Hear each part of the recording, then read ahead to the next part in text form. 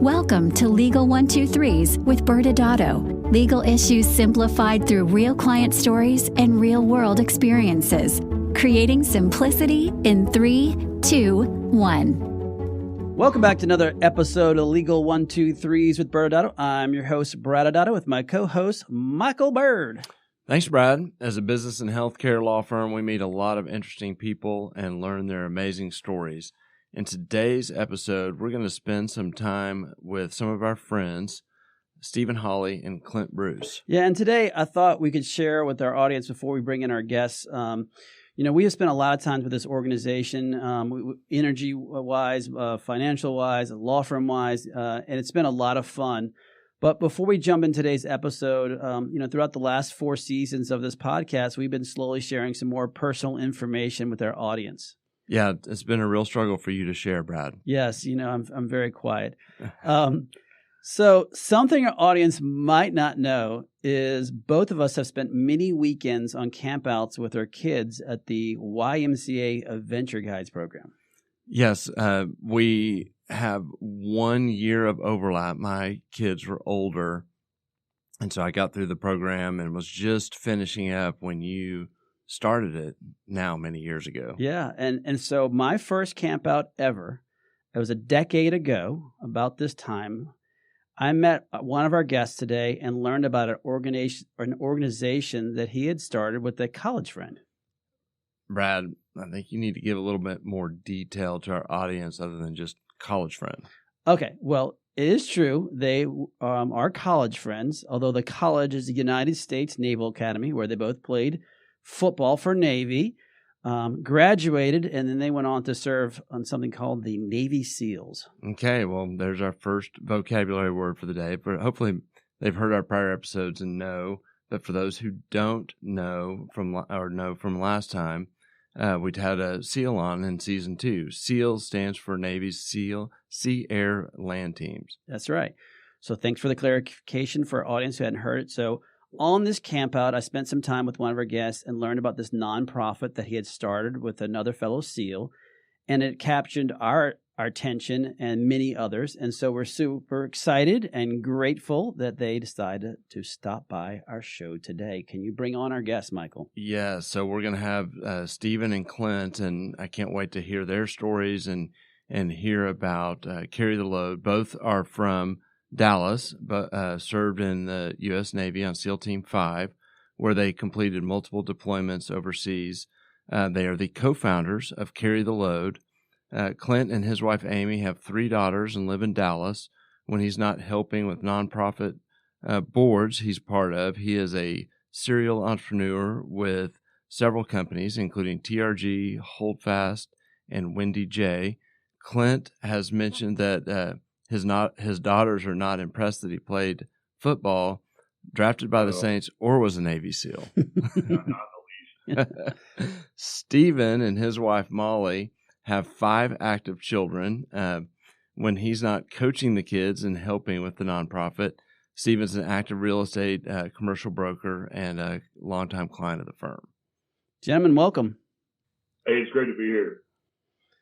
Well, yeah, absolutely. We're, again, thankful that you guys could stop by. But Clint, we're coming up this weekend. We'll be celebrating the 10th anniversary of Carry the Load, which is crazy to think about. And, we are going to be excited to talk with our audience about Carry the Load. But, again, we want to give a little more background on the 2 founders. So can you first please share with our audience about what made you want to join the military and become a Navy SEAL? Yeah. It's interesting. It's probably one of the questions I get asked most often is like, hey, when did you want to become a Navy SEAL? And for a long time, I just kind of don't remember not wanting to be one. But I couldn't ever point to like the genesis of when it was until really just recently, with the COVID and quarantine and all this other stuff. There's no silver lining to this. It's tragic and it's horrible and all these other things. But the one thing that has been a blessing is the unprecedented amount of time probably most of us have spent with our families. And I remember when we were kind of everybody said how my daughter came up to me, and my oldest, I have 3 daughters. My oldest said, "Hey, Dad, do you want to watch Magnum PI?" I'm like, "Absolutely, I'd love to." And she put on the new one. I'm like, all stop. We're not watching that. That doesn't exist to me. It's dead to me. So I took her all the way back to 1980. And we started watching the original Magnum P.I., which is actually a pretty forward-thinking show. It was really one of the first shows that positively represented Vietnam veterans. It's one of the very first shows that really took on racism and took on the relationship that the characters had with each other and their dependency on each other. It's really pretty progressive show. But there was a scene I think it's in the second season, where it kind of reveals that the lead character, Thomas Magnum, had played football at the Naval Academy and become a Navy SEAL. And all of a sudden I had this like super lucid memory of me growing up in Little Rock, Arkansas, watching Magnum P.I. on Thursday nights at 8 p.m. with my dad. And I just had this hyper clear memory of when they revealed that. I remember turning to look at my dad and saying, "Hey Dad, I want to play football at the Naval Academy and be a Navy SEAL." And my dad looked at me and was like, "All right." And it was massively influenced by popular culture, and I just never didn't know what I wanted to do. And there were things that kind of eclipsed that, and some of these other things. But this desire to serve was really informed at a very early age. Playing football at a great high school, South Carolina High School, back then was given opportunities to maybe play at other schools as well. But my father passed away my senior year, and as the oldest son, just knowing I needed to take care of my family. And I knew the service academies just kind of made a reality available that other schools could only hope to promise. And I just kind of remember, now I remember, hey, I told my dad I was going to do this. So, and I'd always loved the Army-Navy game. The Army-Navy game was just this really, really powerful game for me. I remember I got interviewed one time about the Army-Navy game, and they were asking just about rivalries and all the sports. And I said, well, tell me what y'all think. And they talked about, Texas OU and all these others. And these are great games. I said, listen, I love these games, but Army-Navy stands apart. And they go, why? And I said, well, you show me another game where everyone playing is willing to die for everybody watching, and I'll tell you that we have company. And I just always wanted to be a part of something like that. Mm-hmm. And I remember telling my coach, it's like, hey, I want to be a Navy SEAL. That was recruiting me. And he was like, yeah, you just tell him. You just tell me I'm going to be a Navy SEAL, and that's incorrect. That is not true. It's harder than that.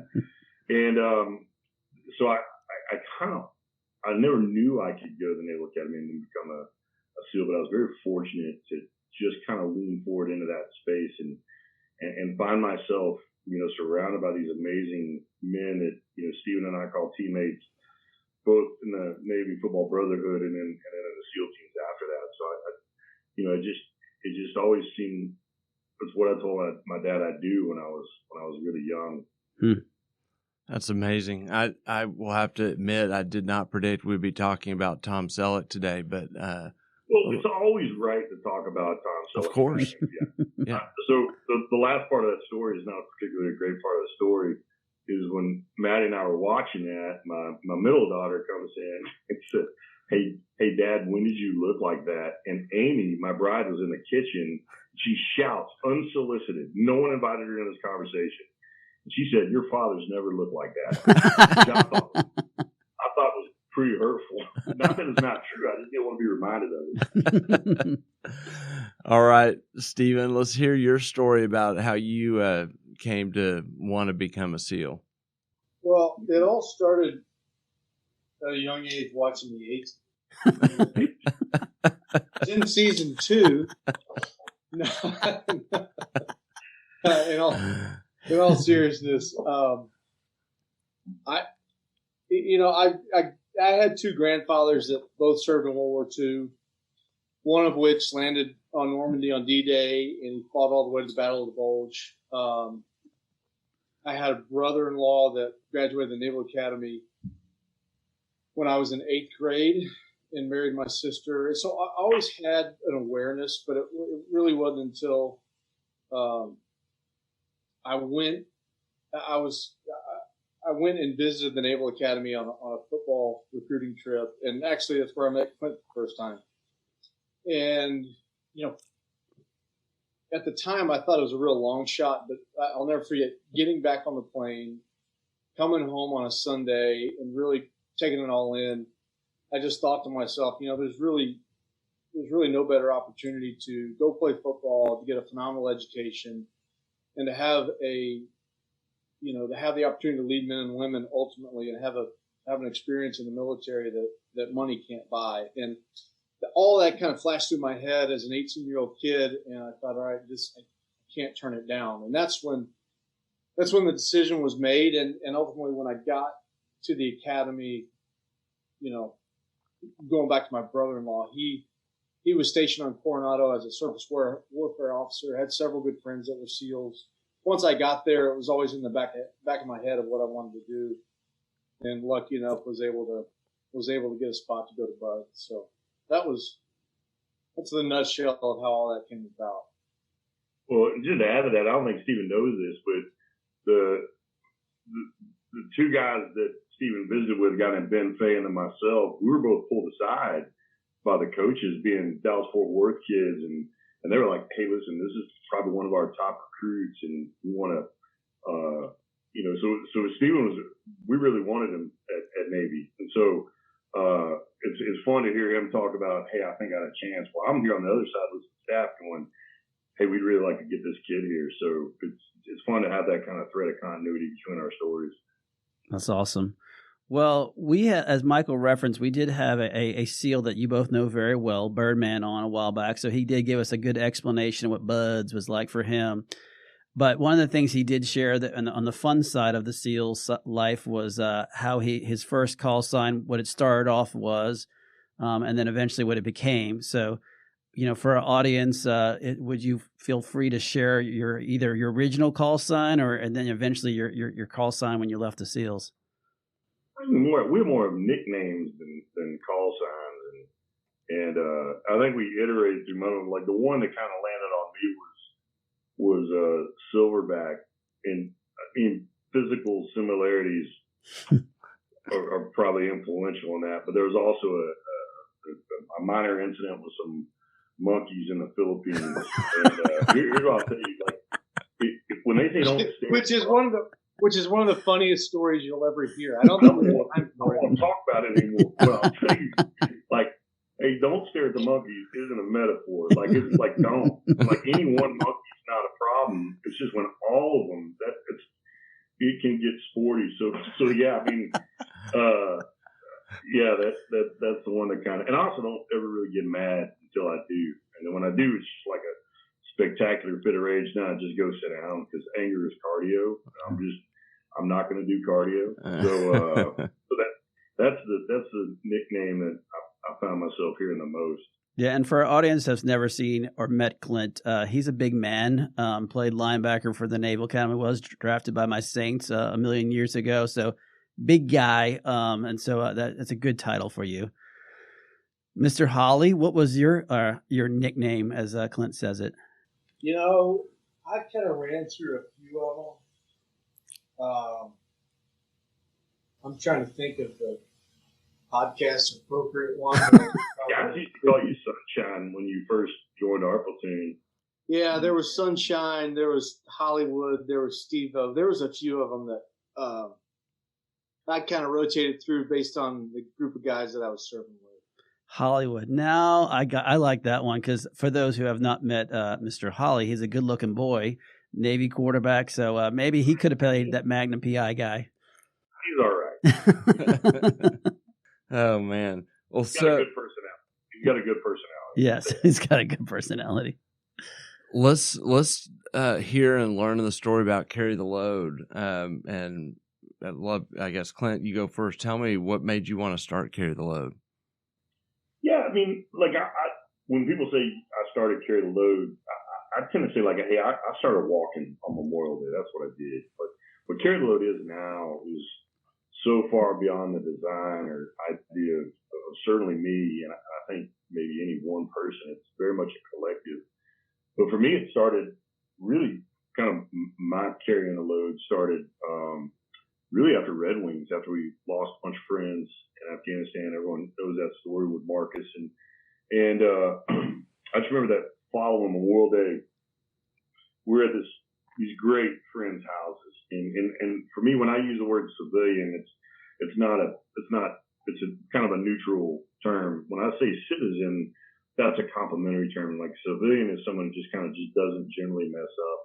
a citizen is someone who takes this gift that being an American citizen is and does something with it in their community, in their neighborhood, in their own family. They just do more than they have to for people they don't know. And these people were wonderful citizens. They'd never served, but they were amazing citizens and really dear friends. And I just was not there. I mean, I was in their backyard and we were having a party, and I wanted to be anywhere else but there, but I didn't know where I wanted to be. And my bride came up to me and she kind of pulled me aside. She said, "Hey, you're scaring everybody." I'm like, "I'm not scaring everybody." And she kind of showed me a picture, and I'm a bigger guy and I had my glasses on, and I was like, "All right, maybe a little bit." And she pulled me to the side of the house and she said, "Hey, I love you, and I know you hate this." And she didn't gesture to anyone. She gestured to kind of the weekend. And then she said, "I've never known you to not do something about the things you disagree with, so do something or get over it." And so I went and put a pound for every person I'd lost in a backpack, and I just started walking. And I was around White Rock Lake, and it was super hot. And I remember it was pretty busy. And I remember coming around the corner, and there was a World War II gentleman, and that, you know, I think the world loves that generation. And I was going to say something to him as I got closer to him, but he said something to me first. I pulled my headphones out, and I turned and I looked at him. And he said, "Son," and I said, "Yes, sir." He said, "Who are you carrying?" And it just floored me. I mean, it just kind of took my breath away. And because he had kind of articulated that ache, he had kind of put to words what I was feeling. And I've always felt like I need to be around people who get what I don't know how to say until I figure it out, or I don't have to say it. And he did that in that moment. And so that just became a thing that I did on Memorial Day. And I remember sharing that with Stephen and a few other people. And I knew Stephen would want to do something like that too, because, you know, we both had this kind of same pain and anger and frustration. What was so amazing to me was to see men and women, you know, like you that hadn't served, that were just like, "Hey, I want to do something. Like, I need you to know that your friend mattered to me." Because the calculus is kind of this, like, my friends thought people were dying for, even though they didn't know them. And when the people who they died for don't remember them on the one day they're supposed to, it makes them dying for them not make sense to me, and I need it to make sense to me. And so for me, it was amazing, just really out of the healing started for me in that very first year, when it wasn't nearly what it is right now. It was just a bunch of, you know, it was almost 1,000 people, and like 200 of them were related to Stephen that wanted to remember their family members. Like I just remember, Stephen, your family member that had boots around his neck the whole time, and, you know, Jimmy was there with all his kids, and for me, like the wound started kind of closing in, and every year it's just incrementally gone. So Carry the Load really started because a bunch of people said, "Hey, I want to do something too," and I think Stephen's and my maybe greatest gift was listening to other people telling us how they wanted to do it. And just kind of being a part of that whole thing. And then obviously as it kind of grew, and it's really amazing now to watch Stephen, Debbie, and Todd and everybody's leadership now kind of making it what it is. It's kind of this thing that becomes everybody's version of saying thank you. And it's really special. So I just started walking. Everyone else has made it Carry the Load. It's well said. Stephen? Oh my gosh, something just fell in my office. Excuse me. I would tell you that my first memory of it, I remember Clint sharing that experience, but I also remember Clint wrote like a white paper on it. And I think to piggyback on what he said, I think after that guy had articulated what some of those emotions that Clint was dealing with, that triggered a kind of a flood of emotions onto a piece of paper, and it was a white paper on what this could be and why. And it really it struck a nerve with me, obviously, because you know, a lot of the same folks that he was remembering I had known as well. And I just saw this vision around what this event could be, and there was a lot of emotion around it. And anyway, that was my first memory of it, and I remember reading it. And I think it was in my sister's kitchen when I got the email or the text from Clint and read that. And so we started gathering with a group of people shortly thereafter, a handful of people, and started socializing what this event could be. And one thing led to another, and here we are, going into our 10th anniversary, and we're coming up on $30 million raised, and dozens and dozens of nonprofits across the country that we've supported, and all the while raising awareness around Memorial Day and the men and women who've made the ultimate sacrifice. So I don't think in our wildest dreams, going back to Clint's experience or my initial experience with it, we could have envisioned where we are. But we're where we are because of people that came alongside us that really cared, more often than not, that didn't have any military experience, and who understood what we were trying to do and made the mission their own. I'll give you an example of how Steve and I so freely say this wasn't our idea. Because I remember when Steve and I were figuring out what to do, he was like, let's run for 20 hours. So here's what we knew. We knew we wanted to do something for 20 hours to 10 minutes. And then Steve was like, let's run. I'm like, well, we got to talk, and I can't talk and run. Like, you can talk and run. I can't talk and run. So you run if you want to, but I'm walking, right? And then we had this kind of vision, what it is. And I remember Rebecca Harsley just being like, I'm not coming to that. Like, what do y'all want to do? Is this about y'all, or is this about being inclusive and letting people come do activities? And I was just like, well, her idea is really good. Like, maybe let's do what she said. So it really happened. And then when Rena Morris tells you to do something, I was just so dang scared of her that I was like, all right, whatever Rena said, right? And but it really has. That first year was a White Rock Lake, and then Stephen and Rebecca were like, hey, let's go to Reverchon, and I was really resistant to that. And then that very first year, when I saw the brilliance of it, and Rorman's talked about this on the podcast that Todd does, like that first year, there was a windstorm, it was a 9-mile loop, watching Josh walk backwards and Jeff Staubach and all these guys kind of guide him, and just, it was just really kind of this intense thing, but you don't pass each other. And that was the brilliance of Reverchon that I failed to see until that first time, is there's this energy, and if the purpose was to raise connection and increase awareness, then connectivity and interaction is part of that. And the first time we were on that Katy Trail, and you see someone coming towards you, and you're coming to them, it was a piece of magic that, that, like, not only was it not my idea, I was resisting. And so it really much is, it's everybody's got a piece of this thing. That's awesome. That's amazing. Well, share for the audience the Carry the Load's mission. The mission statement is, Carry the Load's a nonprofit that provides an active way to connect Americans to the sacrifices made daily by our military, our veterans, our first responders, and their families. And we do that through our awareness events, which are flagship events in Dallas. We've got 4 national relays that span the entire country that happen during the month of May. We've got our nonprofit partners that are part of our, part of the, what I call the continuum of care, that support those constituents, military, veteran, law enforcement, fire and rescue, and their families in some way, shape, or form across a broad spectrum. And then our third component, we've got an educational component that has sprang out of doing a lot of speaking in different schools. And, for me personally, having a couple of young kids at our first event, that was 5 now. That was 3 kids ago, and they were very young. But I think they were 4 and 6. Mm-hmm. And of course, they didn't understand what was going on. But as we did it year after year, and seeing some of the stories and the pictures, I started getting very mature questions from young children. And so,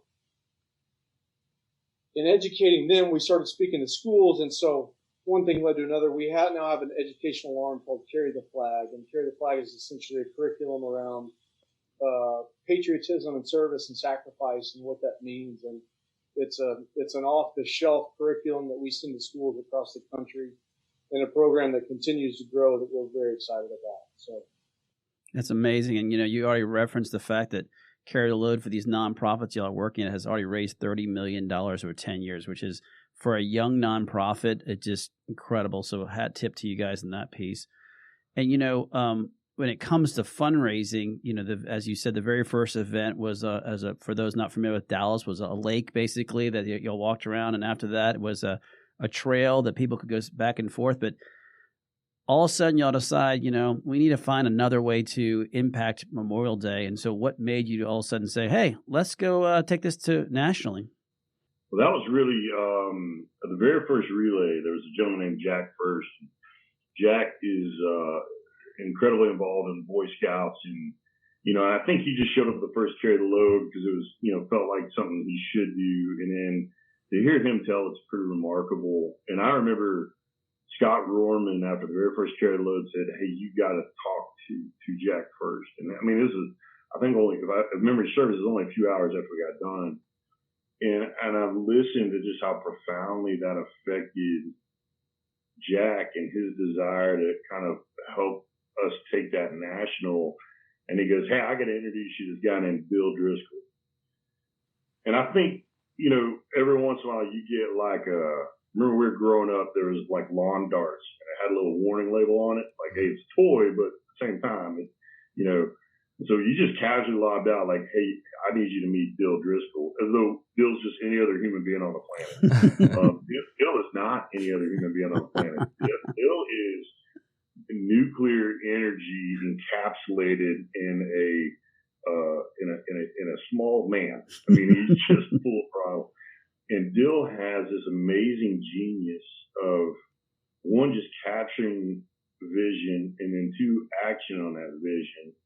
And he had a history of doing the Olympic torch relays and some of these other things.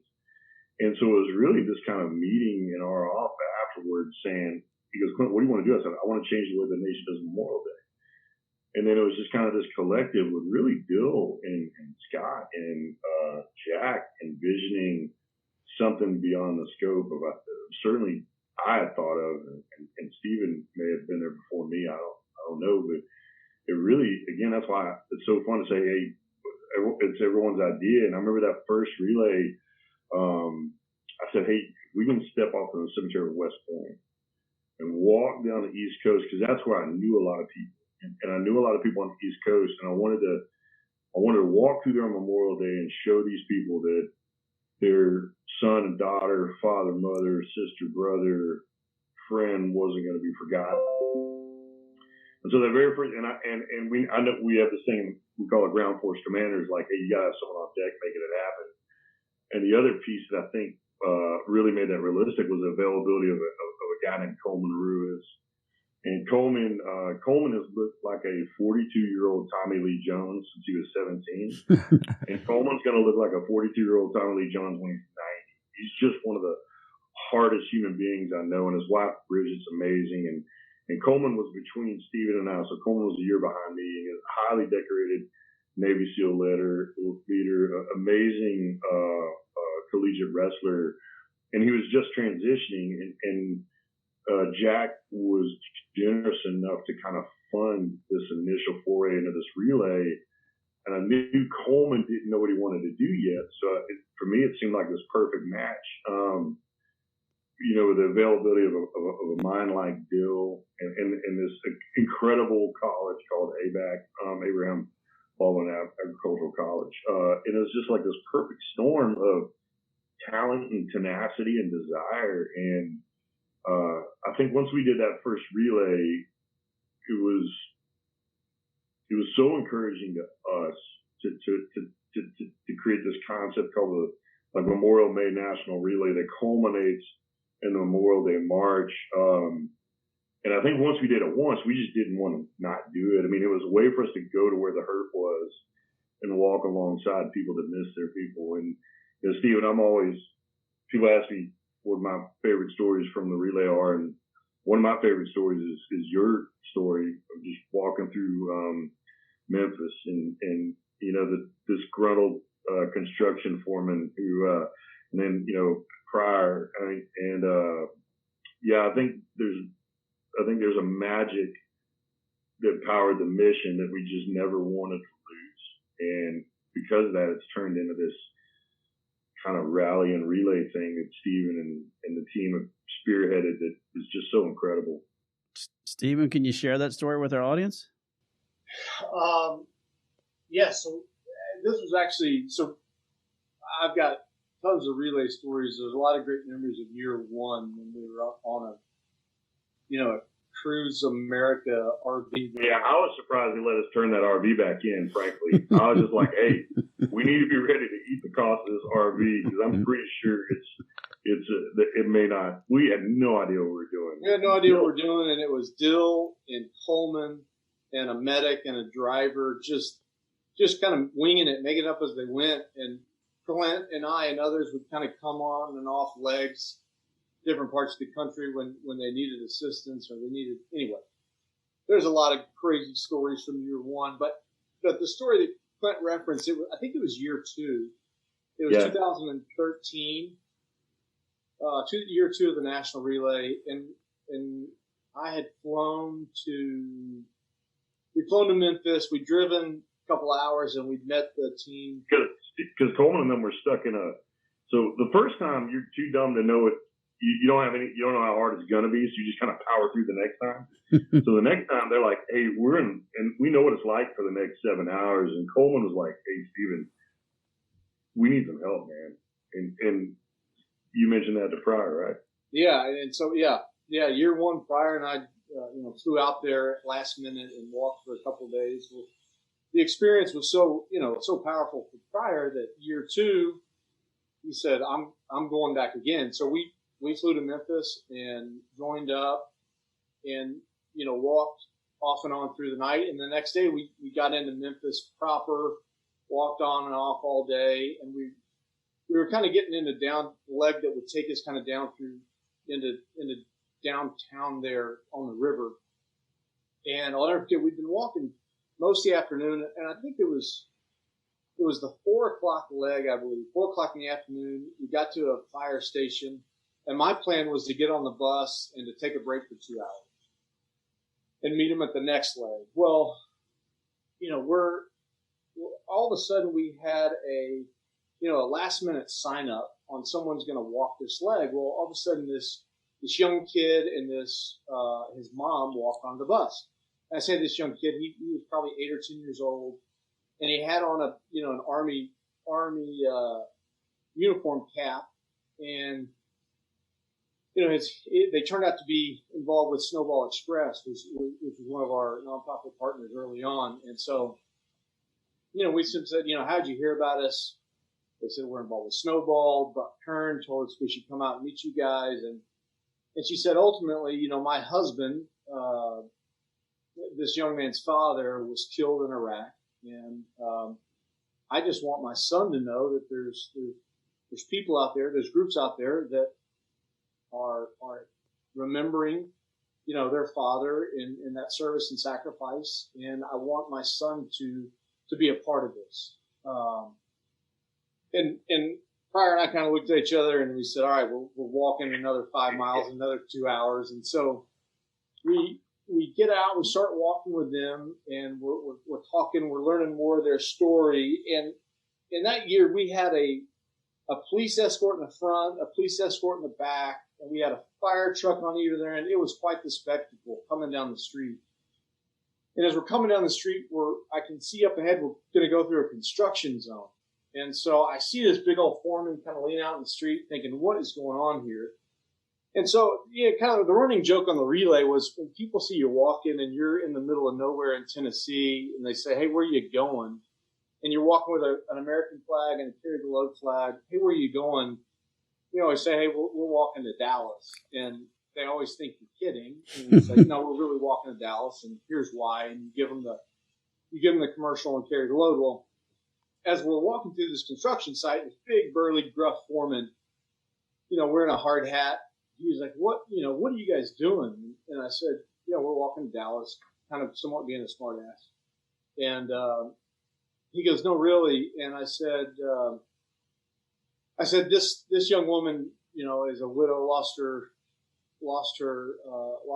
husband in Iraq, and this young man's father, and we're walking in his honor, and so that they know that service and sacrifice is not forgotten. And you visibly you could see this man's face change, and he went over and he gave Natalie, who was the widow, he gave Natalie a big hug and a big embrace, and we just kind of stopped down and they had this moment there.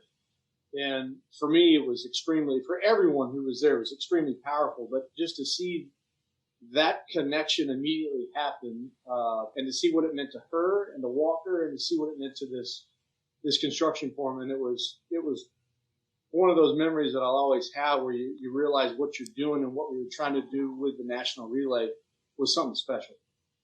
It's a great story, Stephen, and thanks again for sharing. And, I know between the two of you, I've had the pleasure of spending time hearing a lot of these stories over the years. And I think if we had 2 or 3 hours to give, we would do it all, because I've never had one of your stories that either Clint or you have told that hasn't impacted me and my family, just like your family, about making sure we are good citizens and being out that relay every year with you guys, either in Dallas or elsewhere. But one of the things we're trying to accomplish this year in this season of our podcast is, a lot of times people don't stop to ask when should they ask for help. And, for our audience, we've obviously spent a lot of time with our audience on business or healthcare pieces, but, every single person, there's a moment in time, especially when you're starting nonprofits, where you may have asked for help or you wish you would have.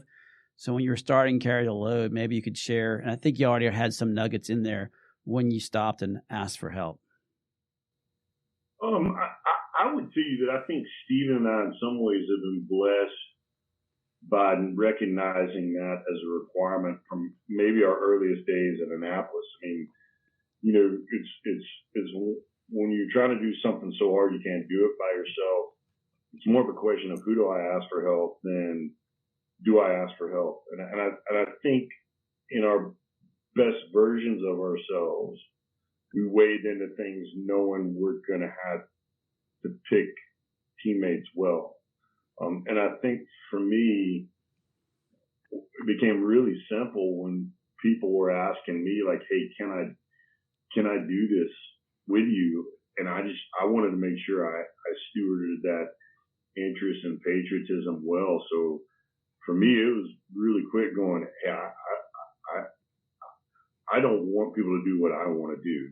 I want to do what people want to do in a way that makes the mission matter. So I came out of the gate, when it became something bigger than just what I did on Memorial Day. I think the ball field and the battlefield teach you pretty quickly that both those things are bigger than you. And if you don't ask for help fast, you're not going to last very long on the ball field and the battlefield. So I feel like we were advantaged in a lot of ways to be used to doing things that are bigger than one person could do. And it being more, who do I ask for help than do I ask for help? Stephen? I don't think I can say much better than that. Going back to something I said earlier, very early on, there was a handful of individuals that Clint had been able to hoodwink or wrangle into this room. Some of them not. You hear Scott Roman tell it. He thought he was coming to a meeting to talk about an event that had some legs and was well underway. And it was after he'd been there for a few minutes, he realized that this was the initial meeting on this idea called Carry the Load. So 001, meeting 001. But I think that it was important. The interesting thing about that is for those of you who don't know Clint, I always tell people that the best way for me to articulate and explain Clint Bruce is he's a great mix between a Texas high school football coach and a Southern Baptist preacher. He has the ability to motivate. Stephen, I'm going to fact check you on that. Fact check true. Yes. And so I say that to tell you, Clint, in sharing this story, had obviously touched a nerve and moved some emotions with some other people that felt called to help. And, the handful of people that were in that room, we never could have pulled off what we pulled off year one without their participation and without their their feedback and leadership on how we went about putting this together. So, to sum it up, going back to somewhat cliche, but in the SEAL community, 2 is 1 and 1 is none. There's merit to that, no matter what you're doing in life. Yeah, and for your listeners, I'd add with that, in my experience, about the time I started asking myself, hey, should I ask for help? I'm probably already too late. I'm probably already behind the curve, right? By the time it's the pain is such that I'm going, maybe I need some help. And there were precursors to that pain that I should have paid attention to that give me signals like, hey, you need some help, man. And I've had hard conversations with guys who love me a lot, that, like Steven, who pointed out, like, hey, man, you may need some help and you don't know it. There's a difference between playing hurt, playing injured, and tough guys, whatever that is, we'll think we're playing hurt when we're actually injured. And so, some of that is self-awareness, and some of that is just running when people are going to tell you stuff. But in my experience, the rule is by the time I think I need some help, I've probably missed a couple signals. So creating a process that lets me know, and on the ball field and battlefield is easy just because those things are bigger than you anyway. The boardroom can be deceptive, and the boardroom you can lead yourself to think you know what's going on, and that's why organizations like yours and stuff like what Steven does now. Hey, I'm going to find a great place to build my business, or I'm going to ask someone like Steven and Stillwater, or I'm going to think I know the law, or I'm going to go out of the gate asking someone like you to help me avoid these paths. But as a rule, if you're wondering if you need help, I hope you're only a few hours late. It might be days or weeks. That's awesome. And look, I'm going to let Michael have the last word, but I just want to thank you both. You guys have been big influences on my family, not even knowing it. But from that day when Steven talked to us about it, my kids know only one way to do Memorial Day because they were about the same age as yours, Steven. And to them, Memorial Day is carry the load. It is remembering those who paid that ultimate sacrifice. But for meeting Steven on that, I may not have ever known about carry the load. So I'm obscenely appreciative that you guys had this vision. And more importantly, you were willing to not make it about Steven running for 20 hours straight, because I know I definitely would not have done that either. Yeah, out of the gate, that wasn't happening. I'm not running 20 hours in 10 minutes. Well, I can put a bow on it. You started talking about you guys' skills of your gifts of being able to listen. And so whether it's who to ask for help or when to ask for help, I think that the listening has really enabled this nonprofit to be something that's grown where so many people are able to emotionally connect to it beyond, what Steven would have done, which is run for the entire time. And he can actually talk. Like, he can carry on a normal conversation with you at like a 6-minute pace. That's crazy. Well, normally on runs, I'm thinking about, statute sarbanes on medical malpractice and things like that. I do that on heavy leg days. On heavy leg days, I'm going, what is Sarbanes-Oxley, and how does it have implications on me as I decide whether or not to go public or raise capital? Well, it's all fair play because Brad plays a military guy when he's at home and pretends like he's in battle all the time. And the sad part is Steven has seen me with the pistol before and knows that I would lose badly. That's just a function of who you're fighting. You'd be surprised if you can beat with a little bit of knowledge. Well, again. Yeah, we're so grateful that you guys joined us on Legal 123s with ByrdAdatto. We're going to say goodbye, go into commercial, and on the other side, Brad and I will maybe touch on some of these hot topics that you guys think about when you're working out. Yeah, thank you for having us. Many business owners use legal counsel as a last resort rather than as a proactive tool that can further their success. Why?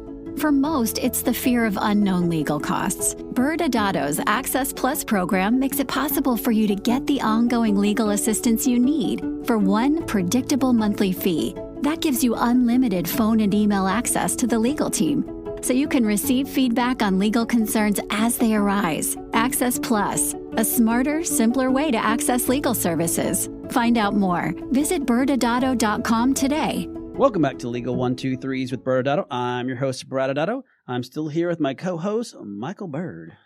Wow, man, that was amazing to hear Stephen and Clint's story.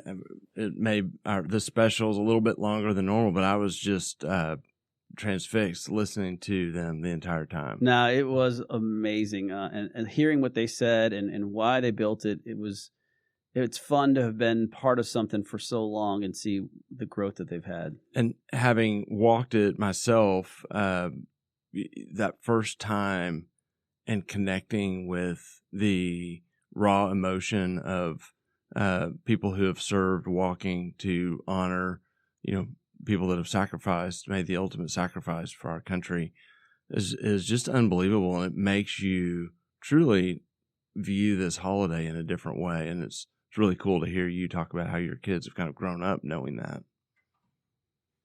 So as we kind of wrap up, Brad,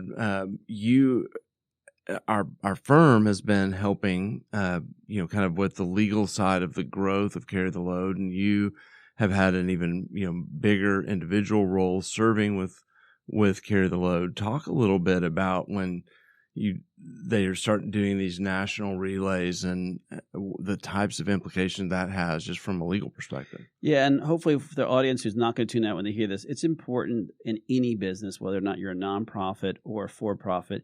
When their vision got so big and they moved just outside of Texas, that meant they were actually doing business in several other states. And for a business entity, that means you have to do some foreign filing. As a nonprofit, it opened up great doors for fundraising, which was awesome, as you heard how much money they were raising.